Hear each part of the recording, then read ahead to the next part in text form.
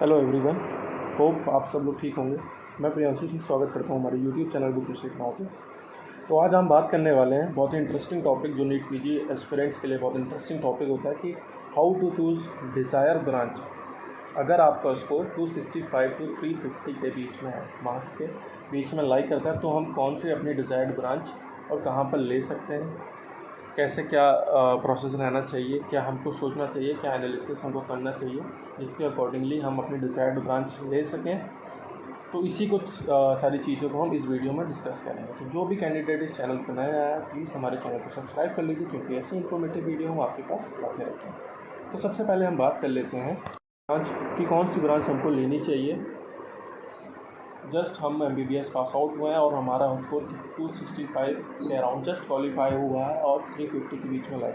तो सबसे पहले हमको देखना चाहिए कि कोर ब्रांच कौन सी है, उसको मद्देनज़र रखते हुए फिर हमको आगे प्रोसीड करना चाहिए। और दूसरी चीज़ क्या है, दूसरी चीज़ आपको ये देखना है कि आपकी फेवरेट ब्रांच कौन सी है। जब आप MBBS परस्यू कर रहे थे, उस टाइम आपको किस में सबसे ज़्यादा मन लग रहा था। जैसे कि आप डर्मा कर रहे थे, डर्मा में आपको अच्छा लग रहा था, सर्जरी में लग रहा था, पीडियाट्रिक्स में लग रहा था, ऑप्थल में लग रहा था, ऑर्थो में लग रहा था।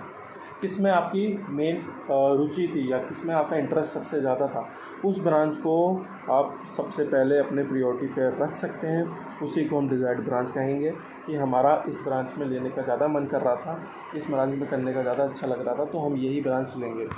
तो किसी के कहने पर नहीं जाना है। क्यों? क्योंकि ये जो ब्रांच है ना, जब आप पीजी करेंगे और उसके बाद ये जो ब्रांच रहेगी ना, ये आपके साथ ज़िंदगी भर रहने वाली है। ठीक है, इससे आप पीछा नहीं छुड़ा पाएंगे। या तो फिर आप डबल मास्टर्स करें, ठीक है, लेकिन अगर आप ये कर रहे हैं तो फिर इसी में आपको हमेशा अपना फ्यूचर भी देखना है। कि ये नहीं कि आपका मन लग रहा था सर्जरी में और आपने पीडियाट्रिक्स ले ली, ठीक है, तो आप पीडियाट्रिक्स लेके खुश तो नहीं रह पाएंगे, ये तो हकीकत है। क्यों? क्योंकि आपका मन सर्जरी में था और आपने MD ले लिए, ये चीज़ है। तो अपने हिसाब से किसी के कहने पे या किसी सीनियर के कहने पे या किसी कंसल्टेंट के कहने पे अपनी ब्रांच चेंज ना करें, क्योंकि कोई भी आपकी ब्रांच वो आप डिसाइड कर सकते हैं, कोई अदर डिसाइड नहीं कर सकता। क्योंकि जिसमें आपकी रुचि होगी, जिसमें आपका इंटरेस्ट होगा, वही आपको लेना भी चाहिए। उसी के साथ आप अपना फ्यूचर भी अच्छा सिक्योर कर पाएंगे। तो ये तो बात रही हमारी कि कौन सी ब्रांच और फेवरेट ब्रांच हमको लेनी चाहिए। और अगर तीसरा पर्पस की बात करते हैं, तो कुछ लोगों को जैसे कि हॉस्पिटल्स है, बिज़नेस पर्पस के लिए भी लोग अपनी ब्रांचेस ले लेते हैं। जैसे कि बिज़नेस पर्पस, अब हॉस्पिटल है जिनका वेल डेवलप्ड, उनको क्या है कि उनके पास जैसे डॉक्टर हुए हैं रखे, उनके पास ऑलरेडी डॉक्टर हैं, ऑप्थल के हैं, पीडियाट्रिक्स के हैं, डर्मा के हैं, बट उनके पास मेडिसिन का कोई डॉक्टर नहीं है या सर्जरी का कोई अच्छा डॉक्टर नहीं है। तो वो उस केस में क्या करते हैं, वो अपनी डिज़ायर्ड ब्रांच उसको ले लेते हैं कि चलिए ठीक है, हमारा तो बिज़नेस चल ही रहा है, हमें कोई इश्यू नहीं है, सर्जरी ले लेते हैं, क्या इशू है, डॉक्टर बन जाएंगे, हमारा तो बिज़नेस सही है, वेल सेटअप है, ये हमको बैठना ही है वहाँ। तो ऐसे भी लोग करते हैं कि अपनी बिज़नेस पर्पज़ के लिए भी अपनी ब्रांच वो चेंज कर लेते हैं या कुछ भी ले लेते हैं। चौथा क्या है कि कुछ लोग सोचते हैं कि ज़्यादा देखिए हार्ड वर्क हमको नहीं चाहिए, हमको सीधा जीवन बिताना है विदाउट एनी टेंशन। तो उन लोग क्या करते हैं कि ज़्यादा अब हम जैसे कि आप गाइन लेंगे, सर्जरी लेंगे, ऑर्थो लेंगे, तो उसमें जाहिर सी बात है आपको सर्जरी करनी पड़ेगी और बहुत ज़्यादा हेडेक रहता है उस चीज़ में। अब वहीं आप सोचते हैं कि आराम से हम जीना चाहते हैं, कोई हेडेक ना हो, तब उस टाइम के लिए लोग क्या है, डर्मा के लिए, रेडियो के लिए, मेडिसिन के लिए स्विच करते हैं, पीडिया के लिए। तो वहाँ पर स्विच करते हैं कि वहाँ पर आपको अच्छा मिल जाए, कोई अच्छी ब्रांच मिल जाए, आराम से टेंशन फ्री होकर अपना फर्दर स्टडी परस्यू करें। तो ये तो बात होगी हार्डवर्क की। और आखिरी नंबर पे अर्निंग देखा जाता है, जो मेन इंपॉर्टेंट है आज की डेट में। क्योंकि कोई भी डॉक्टर जो भी है पीजी कर रहा है, तो वो कुछ ना कुछ अच्छे सोचने के लिए कर रहा है कि हाँ हमारी थोड़ी बहुत अर्निंग और हो। तो वो चीज़ भी मेन मैटर करती है कि कौन सी ब्रांच आपकी ज़्यादा अर्निंग दे रही है। अब डर्मा रेडियो तो है ही है आपकी, जो आपको अर्निंग देती है, और भी ब्रांचेस हैं, तो उसमें भी लोग सोच के उस हिसाब से लोग अपनी चूज़ करते हैं डिज़ायर्ड ब्रांच, कि हम इस डिज़ायर्ड ब्रांच में जाना चाहते हैं। तो आपके फैक्टर्स हो गए कि क्या चीज़ें सोच के, हमको क्या तरीके सोच के और हम कैसे अपनी डिज़ायर्ड ब्रांच सेलेक्ट करें। अब हम बात कर लेते हैं स्कोर की। जैसे कि अभी आप जस्ट क्वालिफाई हैं, 265 प्लस आपका स्कोर है, मान लीजिए 320 स्कोर है, और आप महाराष्ट्र के रहने वाले हैं, और आपकी डिज़ायर्ड ब्रांच जैसे कि डर्मा, पीडियाट्रिक्स या सर्जरी होगी, ठीक है। क्योंकि कोई भी डॉक्टर जो होता है उसकी एक डिज़ाइर्ड ब्रांच नहीं रहती, वो प्रायोरिटी वाइज उनकी डिफ़र करती है। और अगर आपकी एक ही है तो प्लीज़ मैं आपको कह दूं कि आप अपनी 2 से 3 डिज़ायर्ड ब्रांच रखिए। क्यों? क्योंकि क्या है कि आपको अगर वो डिज़ायर्ड ब्रांच नहीं मिल रही है तो आप अपना ड्रॉप करने से कोई मतलब नहीं होता, साल वेस्ट करने से कोई मतलब नहीं होता। बेस्ट ये होता है कि आप अपने 1, 2, 3 प्रायोरिटी रखें, जो आपको जहाँ पर मिल रही हो आप तुरंत ऑप्ट करें और अपना फ्यूचर सिक्योर करें। ठीक है, तो हाँ, मैं बता रहा था कि अगर आप महाराष्ट्र के हैं और आपका स्कोर 265 प्लस है, मतलब 300 या 320 के बीच में लाई कर रहा है, आप 350 के बीच में लाई कर रहा है, और आपकी डिज़ायर्ड ब्रांच है डर्मा, पीडियाट्रिक्स और सर्जरी है, लेकिन आपके बजट का भी इशू है, तो उस हिसाब से आपको क्या करना चाहिए। देखिए, पहली चीज़ तो यह है कि इस स्कोर पे आपको गवर्नमेंट तो नहीं मिलने वाला है, ये हकीकत है। ठीक है, गवर्नमेंट पीजी तो नहीं मिलने वाली। हाँ, एमबीए डिप्लोमा मिल सकता है, वो भी चांसेस हैं उसमें, अगर हो सकेगा तो मिल जाएगा। लेकिन अगर इसमें देखा जाए तो इन केसेस में आपको गवर्नमेंट तो नहीं मिलेगा, जो भी मिलेगा आपको वो प्राइवेट या डीम्ड यूनिवर्सिटी ही मिलेगी, उसी में आपको रहना है। लेकिन अगर डीम्ड लेंगे तो जाहिर सी बात है उसका बजट बहुत हाई जाएगा और आपकी बजट की इशू है।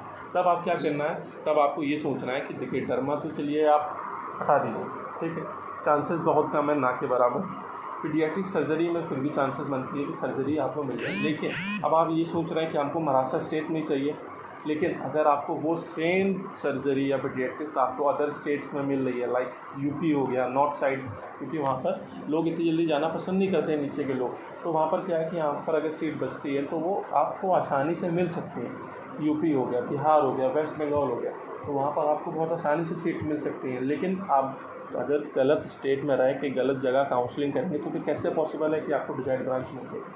तो ये चीज़ हमको सबसे पहले देखनी है कि हमको किस हमारी कौन सी डिज़ायर्ड ब्रांच है और वो किस स्टेट में हमको मिल सकती है, वो मेन एनालाइज हमको करना होगा, क्योंकि हमारे पास बजट का इशू है। अगर आपके पास बजट का इशू नहीं है तो आप डर्मेटोलॉजी भी ले सकते हैं, आप 350 स्कोर पे या 265 स्कोर पे भी आप डर्मेटोलॉजी ले सकते हैं। एनआरआई कोटा है, मैनेजमेंट कोटा है, पैसों पे हर चीज़ मिल रही है इस समय।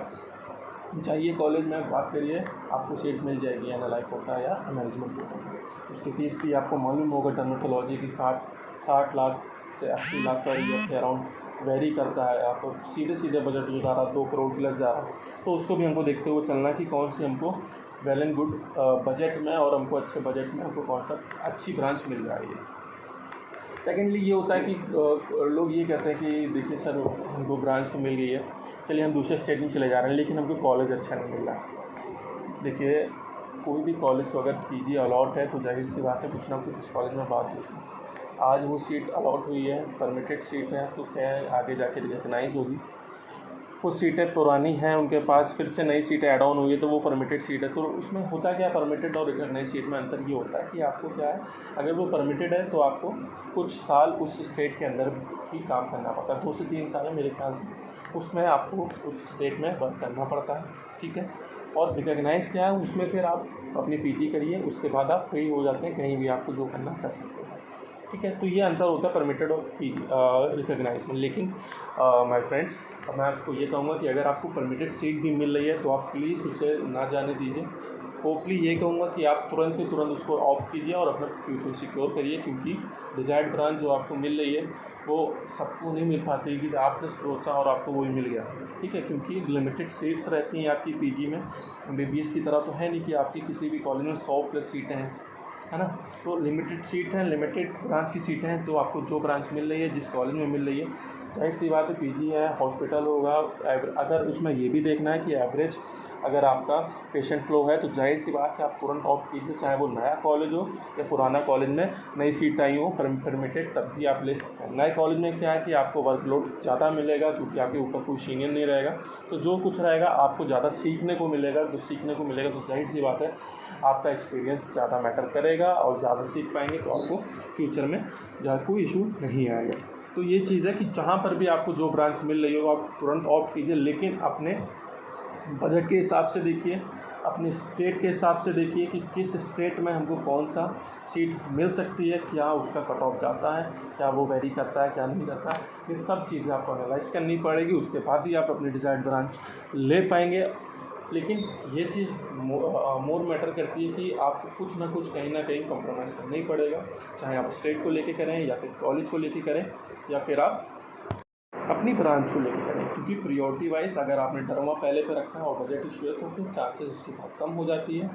वहीं आप अगर रेयर के लास्ट केस में अगर सर्जरी रखा है या कोई अदर ब्रांच रखी है तो ऑप्थल रखी है तो वहाँ पर चांसेस बढ़ जाते हैं कि आपको वो मिल जाएगी। और लेकिन स्टेट हमको ज़रूर चेक करना है कि किस स्टेट में मिल रही है और कॉलेजेस कौन सा रहेगा। जैसे आप महाराष्ट्र में बैठे हैं, आप महाराष्ट्र के आप गुजरात में बैठे हैं, आप एमपी और गुजरात में बैठे हैं, एमपी और कर्नाटक तमिलनाडु की साइड की आप वो कर रहे हैं तो पॉसिबल नहीं है कि आपकी सीट मिल पाए।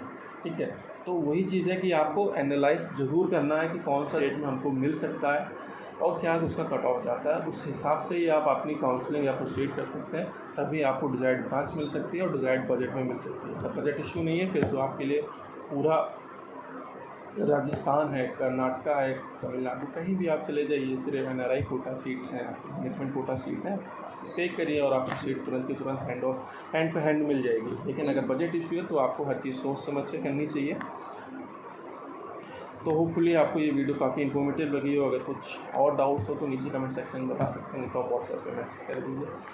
जितनी जल्दी हो पाएगा हमारी पेड काउंसलिंग लीजिए और आपको हर चीज़ें आपको आपके बजट के हिसाब से या कह लीजिए या फिर आपके स्टेट के हिसाब से जो भी अगर हमसे बन पाएगा, जो भी एनालाइज करके अगर आपके डिज़ायर्ड स्कोर पे अगर जो भी ब्रांचें अवेलेबल होगी वो सब हम आपको बताएंगे।